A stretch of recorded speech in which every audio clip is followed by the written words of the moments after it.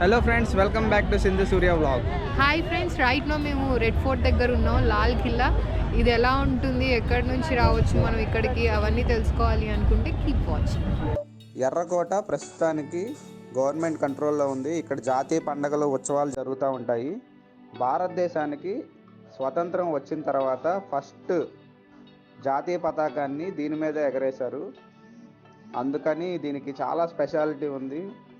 అందరూ చాలా స్పెషల్గా చూస్తారు. అండ్ ఇది చాలా అద్భుతమైన కట్టడం. దీనికి ఒక అసలు పేరు ఉంది. దాని పేరు కిలా ఏ ముబారక్. లాక్డౌన్ తర్వాత టూరిజం ప్లేసెస్ అన్నీ చాలా నెమ్మదిగా ఓపెన్ అవుతా వస్తున్నాయి. జనాలు కూడా బయటికి రావడానికి ఇంట్రెస్ట్ చూపిస్తున్నారు. మనం ఇక్కడ చూస్తే కనిపిస్తుంది, ఇసుకేస్తే కూడా రాలనంత జనాలు కనిపిస్తున్నారు. ఇక్కడ టికెట్ తీసుకోవడానికి మీరు లైన్లో నుంచోవాలి. చాలా పెద్ద క్యూ ఉంది. మేము టికెట్ తీసుకుని లోపలికి వెళ్ళాలి. సక్సెస్ఫుల్గా టికెట్స్ తీసుకొని మేము రెడ్ ఫోర్ట్లోకి ఎంటర్ అవబోతున్నాము. ఇది రెడ్ ఫోర్ట్ ఎంట్రన్స్. దీనికి స్టార్టింగ్ మనకి పెద్ద పెద్ద ఫిరంగులు కనిపిస్తున్నాయి. అప్పట్లో ఎవరన్నా మన మీద దాడి చేస్తే, ఫోర్ట్ మీద దాడి చేస్తే వీళ్ళు ఇవి యూజ్ చేసే వాళ్ళేమో. ఇప్పుడు ప్రెసెంట్ అయితే యూజ్ చేయట్లేదు, చూడ్డానికే ఉన్నాయి.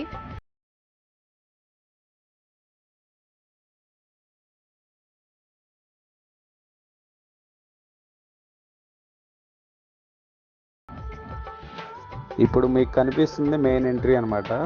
ఈ చుట్టూరు కోట గోడలు మొత్తం ఆల్మోస్ట్ 90 అడుగులు ఎత్తులో కట్టారు. చూడండి ఎంత హైట్ ఉన్నాయో.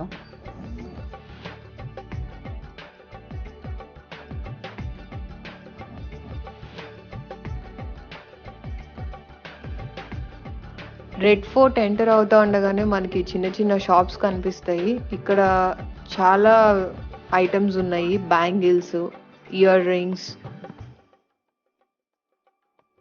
హ్యాండ్ బ్యాగ్స్ అయితే 50 రూపీస్ నుంచి 1000 రూపీస్ వరకు ఉన్నాయి. చిన్న పర్స్ ఉంది, పెద్ద పర్స్ ఉంది, కలర్ఫుల్గా ఉన్నాయి. ఇవి హ్యాండ్ మేడ్, సీక్వెన్సింగ్ చేసి దాని మీద చాలా బ్యూటిఫుల్గా కనిపిస్తున్నాయి. హ్యాట్స్ కూడా ఉన్నాయి, చలి తట్టుకోవడానికి ఉన్నాయి. అండ్ స్పెషల్గా ఏదైనా అండ్ డిఫరెంట్గా కనిపించడానికి కూడా మనకి ఇక్కడ హ్యాట్స్ అవైలబుల్గా ఉన్నాయి. షాల్స్ అవైలబుల్గా ఉన్నాయి. షాల్స్లో కూడా తక్కువ ప్రైస్ నుంచి ఎక్కువ ప్రైస్ వరకు ఉన్నాయి.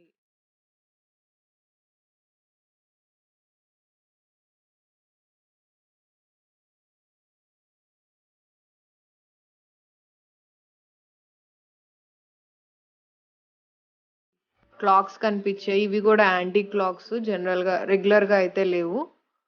పిల్లల కోసం కూడా బొమ్మలు ఉన్నాయి. చిన్న చిన్న కార్లు, ఫ్లిప్ చేసే బొమ్మలు. ఇది రాజస్థాన్ స్టోర్ అన్నమాట. అంటే అక్కడ ఉన్న స్పెసిఫిక్ ఐటమ్ కింద ఈ షాల్ స్టోర్ పెట్టారు. అరౌండ్ 150 నుంచి ఇక్కడ షాల్స్ ప్రైస్ స్టార్ట్ అయింది.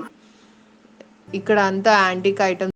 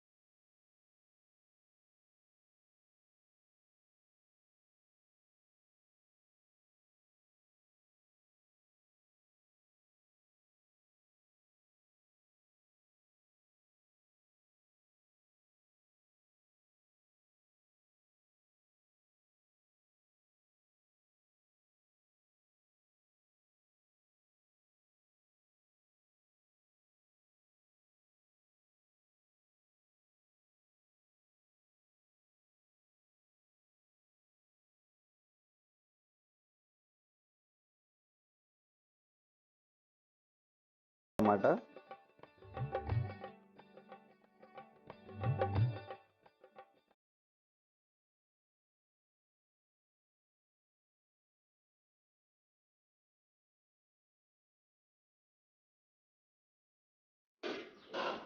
మనకి రెడ్ ఫోర్ట్‌లో అరౌండ్ 3 ఉన్నాయి.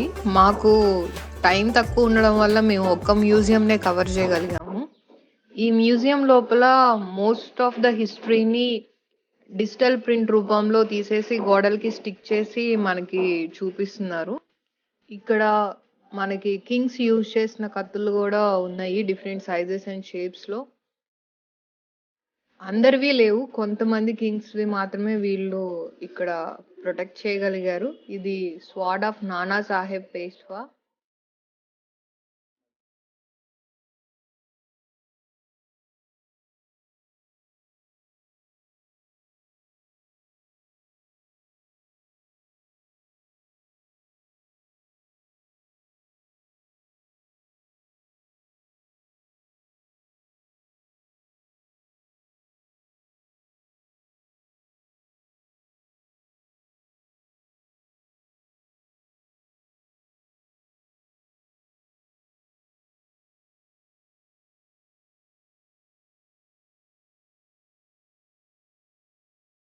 ఇక్కడ మ్యూజియంలో మేము పర్టిక్యులర్‌గా ఐడెంటిఫై చేసింది ఏంటి అంటే, ఏ ఫ్లోర్‌కి ఆ ఫ్లోర్‌లో ఒక ప్రొజెక్టర్‌ని డిస్‌ప్లే చేసి, ఆ కింద ఉన్న హిస్టరీ మొత్తాన్ని డిపిక్ట్ చేస్తూ యానిమేషన్స్‌తో ఒక ప్రొజెక్టర్‌లో మనకొక స్టోరీ నరేట్ చేస్తా చూపిస్తున్నారు. ఇది కంటిన్యూయస్‌గా రన్ అవుతా ఉంది. ఇప్పుడు సెకండ్ ఫ్లోర్‌లోకెళ్ళబోతున్నాము. ఈ సెకండ్ ఫ్లోర్‌లో కూడా కింగ్స్ ఫైట్ చేసినప్పుడు ఏమేమున్నాయి, ఏ స్టేట్ మీద ఏ స్టేట్ వాళ్ళు దాడి చేశారు, ఏ కింగ్ మీద ఏ కింగ్ దాడి చేశారు, అవన్నీ డిపిక్ట్ చేస్తా డిజిటల్ పోస్టర్స్‌ని గోడలకి స్టిక్ చేశారు. వాటితో పాటుగా మనకి పిస్టల్సు, నైఫ్సు ఇవన్నీ కనిపిస్తా ఉన్నాయి.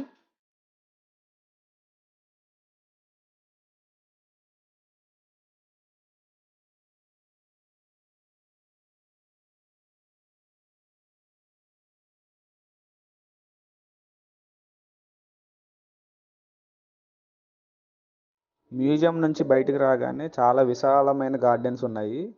ఆ గార్డెన్స్ లోపల ఇదిగోండి ఇప్పుడు మీకు కనిపిస్తున్నది మధ్యలో ఉన్నదే రంగమహల్ అన్నమాట. దీనికి ఫ్రంట్లో మొత్తం వాటర్ ఫౌంటైన్స్ ఉన్నాయి. ప్రజెంట్ వాటర్ అయితే లేదు. సో ఇక్కడ నుంచి ఇలా వెళ్తే కనుక బ్యాక్ సైడ్కి వేరే మహల్స్ ఉన్నాయి. వాటిని చూద్దాం పదండి.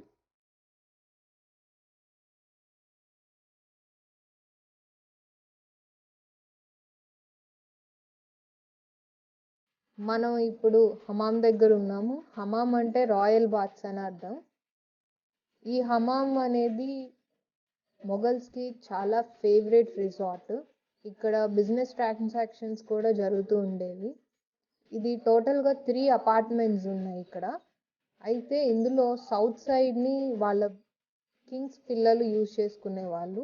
రివర్ సైడ్‌దేమో డ్రెస్సింగ్ రూమ్‌గా యూజ్ చేసుకునేవాళ్ళు.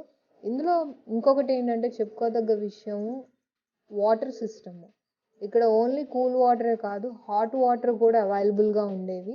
అండ్ ఇక్కడ మనకి కొన్ని ఫౌంటైన్స్ కనిపిస్తున్నాయి. ఇందులో సెంటర్‌లో ఉన్న ఫౌంటైన్‌లో రోజ్ వాటర్‌ని స్ప్రింకిల్ చేస్తా యూజ్ చేసేవాళ్ళంట. అండ్ ఇంకా ఇక్కడ బాతింగ్ సిస్టమ్ కోసం చిన్న చిన్న మినియేచర్ ట్యాంక్స్, వాటర్ ట్యాంక్స్‌ని కూడా వీళ్ళు ఏర్పరచుకున్నారు.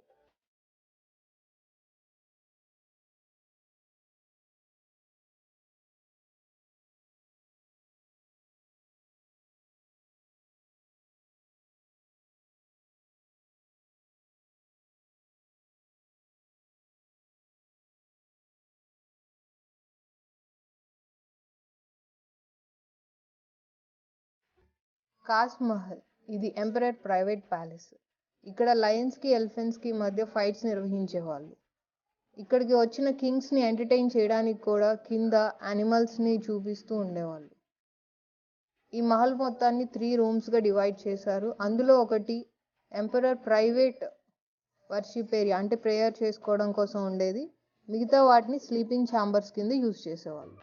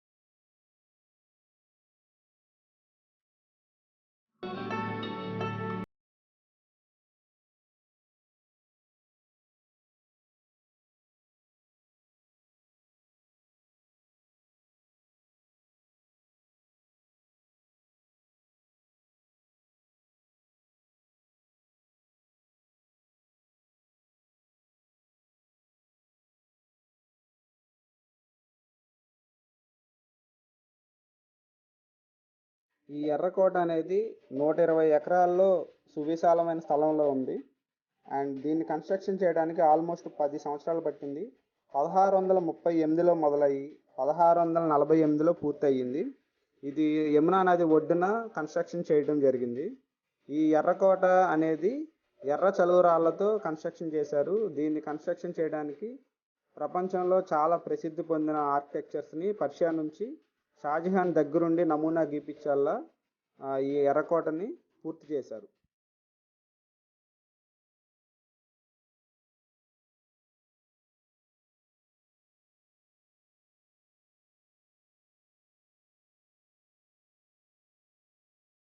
ఈ కోటకి 2 ప్రధానమైన ద్వారాలు ఉన్నాయి. అవి Lahore gate and Delhi gate. అంటే ఈ రెండింటి మధ్య ఉన్న ప్రదేశం అంతా ఎర్రకోట అని మనం అనుకోవచ్చు. దీనికి సంబంధించిన ప్రహరీ గోడ కూడా చాలా భారీగా నిర్మించారు. 2 కిలోమీటర్ల పొడవు, 90 అడుగుల ఎత్తుతో దీన్ని నిర్మించడం జరిగింది.